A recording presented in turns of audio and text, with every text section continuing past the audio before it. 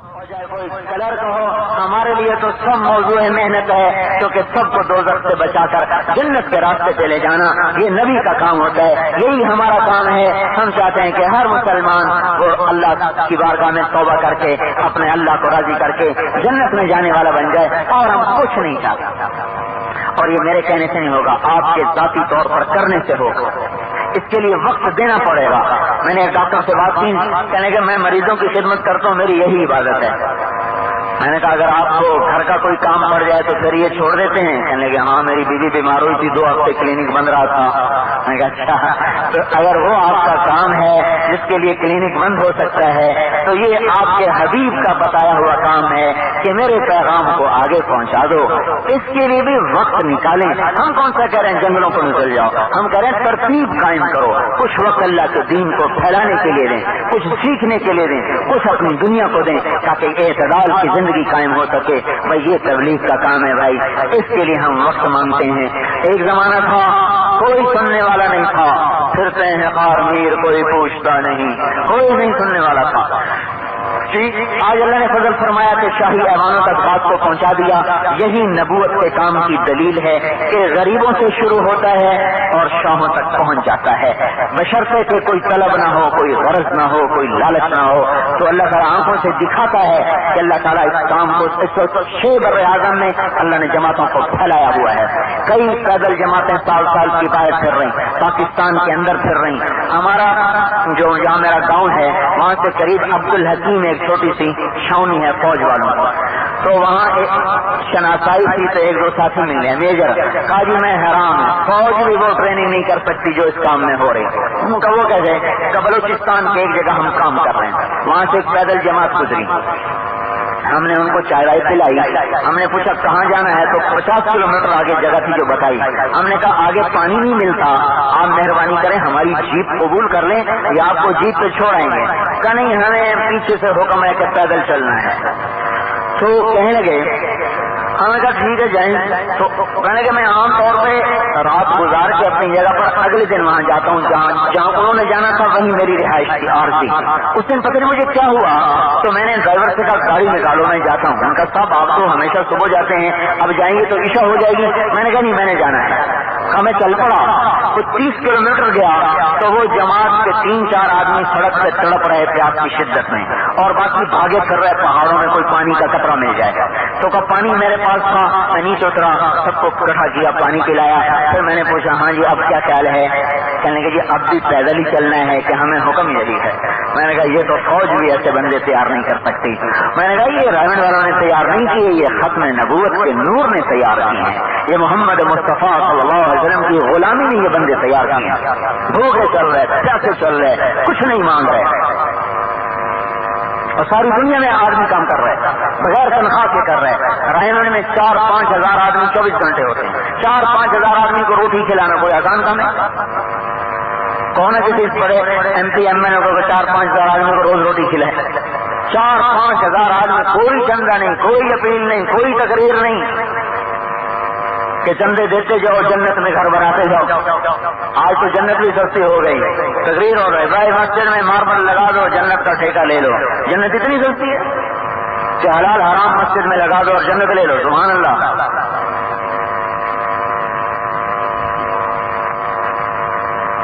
ایک تو آگے مل گیا آپ کو ہمارے ایک خطیب جان گھر مسجد میں، یہ میری مسجد ہے، اس میں ماربل لگا دو، بدر والے صحابہ کے ساتھ تمہارا حشر ہو۔ بھائی لٹیا ہی ڈبو دی، بدر والوں کو قرآن اٹھا کے عرش پہ لے جا رہا، یہاں رشوت کا بھی پیسہ لگا دو، سود کا بھی لگا دو، لوٹ کا بھی لگا دو تو جنت لے لو۔ اس مسجد کا نور ہی ختم ہو جائے گا جہاں یہ پیسہ جائے گا۔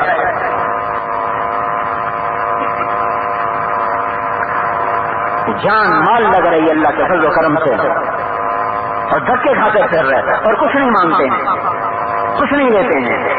یہ محنت ہو رہا ساری دنیا میں ہو رہا۔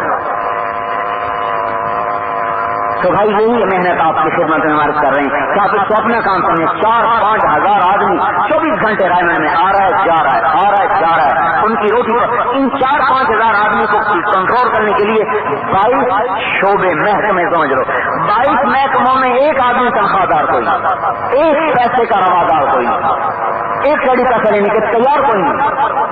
ایک عرب شہزادہ آیا تو میرے ساتھ اس کی جماعت بنی. تو ایک وہاں مسکین سا دیکھا, کہنے کا اس کو میں کچھ پیسے دے دوں. میں نے کہا دے دوں. تو اس نے نا جلدی سے اس کے جیب میں پیسے ڈالے, ایسے مٹھی بھر کے یوں ڈالے. اس نے ویسے اٹھا کے اس کے یوں مارے. میں نے کہا بول تو شہزادہ ہے کہ یہ شہزادہ ہے؟ ایسے افراد پوری دنیا میں تیار کرنا, یہ ختم نبوت کی طاقت ہے, تحریکوں کی طاقت نہیں. کچھ نہیں مانگتے. تو یہ آپ کی خدمت میں بھی گزارش ہے کہ آپ تبلیغ کو اپنا کام سمجھیں. تبلیغی جماعت کی نظر سے نہ دیکھیں کہ تبلیغی جماعت کا مولوی کپ رہا ہے. نہیں, مجھے تبلیغی جماعت والے کہہ دیتے. یہ نبی کا کام ہے جو آپ کے بھی ذمہ ہے, ہمارے بھی ذمہ ہے. کوئٹہ ہماری جماعت گئی, تاج محمد جمالی وزیر اعلیٰ تھا. مجھ سے کہنے لگا آپ کی آؤٹ پٹ کیا ہے؟ نظر تو کچھ آتا نہیں. میں نے کہا ہدایت تو ہمارے ہاتھ میں نہیں. اللہ جی اللہ پلٹے گا تو پلٹے گا, ہمارا کام تو رونا دھونا ہے, سدا لگانا ہے. لیکن اتنی تو میں بھی جانتا ہوں کہ 1974 میں کوئٹے میں آیا تھا تو آپ کا چپراسی بھی ہماری بات نہیں سنتا تھا. 1991 میں بلوچستان کا سب سے بڑا ہے دنیا کا عہدیدار تاج محمد جمالی وزیر اعلیٰ بلوچستان. میں اس کو دعوت دے رہا ہوں کہ اس کی آؤٹ پٹ ہے. گشت کر رہے تھے, قسمت لے گئی اسٹاف کالج کے گیٹ پر. کون اسٹاف کالج ہے وہاں؟ ایک فوجی اندر سے نکلا, جو اس نے ہمارے ساتھ بدتمیزی کی, جو گالیاں نکالی, یہ چاہتا تھا یا اس کو یہیں مار دیں یا خود مر جائیں. ہمارے امیر نے کہا یہ بھائی جانتا نہیں, اس کے لیے دعا کرو اور اپنے لیے استغفار کرو. میں نے کہا یہ دور میں نے دیکھا ہے, اور آج 1991 میں جو وہاں کا بڑا, وہ پتہ نہیں میجر جنرل ہوتا ہے کہ لیفٹیننٹ جنرل, مجھے نہیں پتا, جو بھی تھا بڑا تھا. میں نے کہا وہ روزانہ ہمارے بیان میں آتا ہے, اور پرسوں اس کی مسجد میں, اسٹاف کالج کی مسجد میں خود ہمیں لے گیا, اور وہاں ہم نے سارے افسروں کے سامنے بیان کیا, بات رکھی. یہ اس کی آؤٹ پٹ ہے.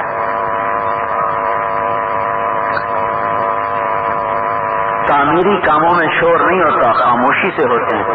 یہ درخت اعجاز صاحب کے گھر میں بڑا, کبھی شور سنائی دیا کہ 1 انچ بڑھ گیا, 2 انچ بڑھ گیا. یہ تعمیر ہے. کسی کو کاٹنا ہونا تو کلہاڑی کی ٹھک ٹھک وہاں تک سنائی دے گی. یہ تقریب ہے. تقریب میں شورش و ہنگامہ ہوتا ہے, تعمیر خاموش ہوتی ہے. دیوار کے بننے کا شور نہیں ہوتا, دیوار کے گرانے کا شور ہوتا ہے. ایک آدمی غصہ پی گیا, تعمیر ہے, پتہ ہی نہیں لگا کسی کو. اور ایک آدمی پھٹ پڑا, یہ تقریب ہے. ساری اسمبلی میں پتا چل گیا کہ فلاں ایم ایل اے صاحب آؤٹ ہو گئے, آپے سے باہر ہو گئے. یہ تقریب ہے. پی جانا تعمیر ہے. تعمیر خاموش ہوتی ہے, تقریب میں شورش و ہنگامہ ہوتا ہے. یہ تعمیری کام ہے, چپ کر کے ہو رہا ہے. ہم اس سے نہ کوئی اخباروں میں کچھ چاہتے ہیں ہمارا نام ہے, نہ کوئی ہم اپنے لیے پریس چاہتے ہیں کہ ہمیں کوریج دے. ہمارا اللہ ہمیں کوریج دے دے, ہمارا گھر پورا ہو گیا. اگر ہمارے 7 دانے پورے ہو گئے, ہمارے گھر میں دانے آ گئے, اگر ہمارا اللہ راضی ہو گیا. تو یہ آپ کا کام ہے, میرا کام ہے, پوری امت کا کام ہے, آپ کے ایک ایک عہدیدار کا کام ہے. پھر یہاں یہ جو پہلے یہ میریٹ ہوٹل ہالیڈے ان ہوتا تھا, یہاں ہماری جماعت آئی تو یہاں کوئی اصلاح معاشرہ کوئی تھی, کمیٹی کے پتہ نہیں کیا تھے, انہوں نے ہمیں ہماری دعوت کی, ہمیں بھی بلایا. تو اس میں ریٹائرڈ افسران بھی تھے, چوکی لیول کے, جرنیل لیول کے. بعد ہم نے بھی بات رکھی تو ان میں سے ایک افسر کہنے لگے پتہ نہیں فوجی تھے یا سیکٹری تھے, آپ کی آؤٹ پٹ کیا ہے؟ تو وہاں بھی ہمارے ایک ساتھی نے کہا کہ جناب تبلیغ کا کام میوات کے جھونپوں سے چلا اور چلتے چلتے چلتے اسلام آباد کے ہالیڈے ان ہوٹل میں پہنچ گیا. یہ اس کی آؤٹ پٹ ہے. آپ نے بلایا تو ہم آئے ہیں, ہم کون سا خود آئے ہیں. یہ محنت ہے, یہ ہماری تقریروں سے کوئی نہیں آ رہے, اعمال اور قربانیاں ہیں جس سے لوگ کھینچے چلے آ رہے ہیں. پھر عورتوں میں کام ہو رہا, عورتوں کی جماعتیں پردے کے ساتھ نکلتی ہیں. میں آپ کو کیا بتاؤں, فلمی اداکاروں میں ہم نے کام, اللہ نے ہمیں ذریعہ بنایا, ہم نے ان میں کام شروع کیا. ایک اداکار کے پاس ہم گئے, ملے, اس نے 3 دن لگائے. کہنے لگا میں بتاؤں کہ میں نے کیوں آپ کے ساتھ وقت لگایا؟ کہا ہمیں کوئی دیندار محبت کی نظر سے نہیں دیکھتا، نفرت کی نظر سے دیکھتے ہیں، آپ نے محبت کی نظر سے دیکھا، میں اس لیے آپ کے ساتھ چل پڑا۔ وہ دن آج کا دن، اس نے ابھی فلم تو نہیں چھوڑی لیکن نماز بھی نہیں چھوڑی۔ پھر ایک لڑکی، اس طرح وہ ہمارے بیان ہوتے ہیں، ان بیانوں میں بات سنی، اس نے پہلے عصمت فروشی کو چھوڑ دی، صرف اسٹیج پہ رہ گئی، پھر پردہ شروع کر دیا، اسٹیج پہ آ رہی پردے کے ساتھ نماز پڑھ رہی ہے، پھر وہ بھی چھوڑ دیا۔ پھر اس کا فون آیا کہ آج گھر میں ایک دانہ نہیں ہے کھانے کو، لیکن میں نے قسم کھائی ہے کہ جان چلی جائے گی حرام نہیں ہوگا۔ آپ کو نظر نہیں آ رہا لیکن یوں زندگیاں پلٹا کھا رہی ہیں۔ ایک اسٹیج کا ادا تھا بڑا مشہور، ایسے ہم نے اس کو دعوت دی، ساتھ لے گئے، لیتے چلاتے گئے۔ ایک دن مجھ سے کہنے لگا توبہ کروں تو میری تو ساری گئی، دکاندار کی کچھ حلال ہوتی ہے کچھ حرام ہوتی ہے، وہ حرام چھوڑ دیتا ہے، حلال تو آتا ہے نا، گوشت نہیں کھاتا دال کھاتا ہے، میری ساری حرام ہے، میں چھوڑوں تو میرا کیا بنے گا؟ میں نے کہا جب اللہ سے لڑائی ہے تو روٹی دے رہا ہے، جب صلح کر لو گے تو روٹی بند کر دے گا، پھر اور دے گا، توبہ کر۔ آج اللہ نے اس کو اور کتنوں کی ہدایت کا ذریعہ بنا دیا۔ اللہ 4 مہینے کے لیے ہم امریکہ گئے تھے، مستورات ہماری گھر والیاں ساتھ، ایک ٹورانٹو شہر میں 70 عورتوں نے برقع پہن لیا اور نمازیں شروع کر دی اور نوکریاں چھوڑ دی۔ نیو یارک میں ایک ہمارے لاہور کا ایک وہاں تھا، کیا اسے کہیں، یہ جو کرتے ہیں اکاؤنٹ وغیرہ نہیں کرتے، جو اکاؤنٹنٹ، چارٹرڈ اکاؤنٹنٹ، اپنی کمپنی، لانگ آئیلینڈ میں بہت بڑا گھر، ہماری جماعت اس کے گھر میں تھے۔ جب ہم آ رہے تھے تو اس کی بیوی آئی وہاں، تو میری بیوی سے کہا کہ اپنے گھر والے کو میری طرف سے آپ پیغام پہنچا دیں کہ زندگی بھر ارادہ نہیں تھا کہ برقع کے پر کے لیے بھی پڑتا ہے، لیکن میں آج یہ آپ کے سامنے برقع پہن رہی ہوں اور اب یہ قبر تک میرے ساتھ جائے گا۔ 50 عورتوں نے لاس اینجلس میں برقعے سلوائے اور نمازیں شروع کر دیں اور نوکریاں چھوڑ دیں۔ اس کے باوجود جب ہم لاس اینجلس سے نکلنے لگے تو ایک عورت ہماری عورتوں سے لپٹ گئی اور چیخیں مارنے لگی، کیا کہنے لگی؟ اللہ کے واسطے ہمیں چھوڑ کے نہ جاؤ، ہمیں اب دین کا پتہ چلا، اب زندگی کا پتہ چلا، اب اگر تم چلے گئے ہم پھر دوبارہ کہیں نہ گمراہی کی طرف لوٹ جائیں۔ اللہ کے واسطے ہم، وہ ایسا تڑپی کہ ہماری عورتیں چیخیں مار کر رونے لگی۔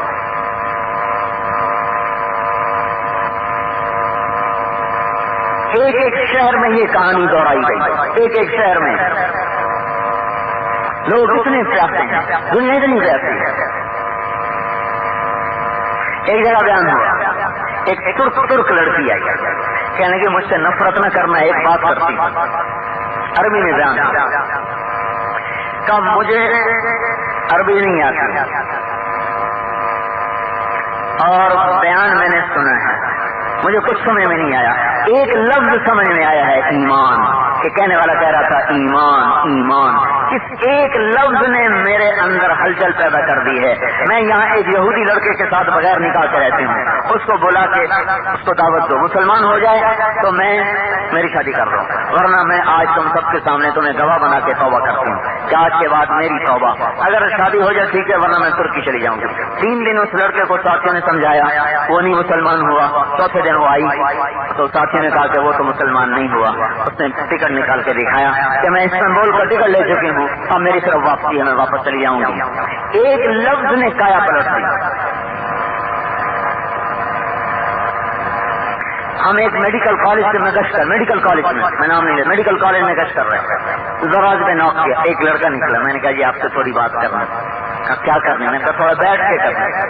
کہا جی فرمائیں۔ ایک طرف لے کے بیٹھ، میں اس کو دعوت دیتا رہا، اس نے رونا شروع کر دیا۔ کہنے لگا آپ کیا چاہتے ہیں؟ میں نے کہا 4 مہینے چاہتا ہوں۔ انہوں نے کہا میں تیار ہوں۔ میں نے کہا آپ کی تو پڑھائی ہے، اب گولی مارو پڑھائی کو۔ آپ سب آپ وہیں سے گیا کہ میں رائمنڈ ملوں گا، میں تیاری کر کے آؤں۔ وہ رائمنڈ آ گیا 4 مہینے پھر پہچانا تو وہ مال کا حق بنتا ہے، ٹھیک ہے نا؟ یہ چیز تو آج کرنے کی ہے نا، آج کر۔ انگلستان میں ایک آدمی کا ملے اور اللہ نے اس کو وقت میں لگانے کی توفیق دی پاکستان آیا 27 سال کی زکات اس نے نکالا اور بھاگ گیا. جب مسجد میں گیا تو کہنے لگا آپ 27 سال کے بعد میں مسجد میں آیا. 27 سال میں ایک نماز نہیں پڑھی اور 27 سال کے بعد مسجد میں آیا. پھر یہاں پاکستان آیا, لاہور کا پاکستان آیا, یہاں اس نے اپنے سارے نماز کی زکات بنا کے اپنے رشتے داروں میں تقسیم کر. تو آپ اپنے مال کو بھی اس طرح انداز کم سے کم زکات دے کر اللہ کی پکڑ سے تو بچیں.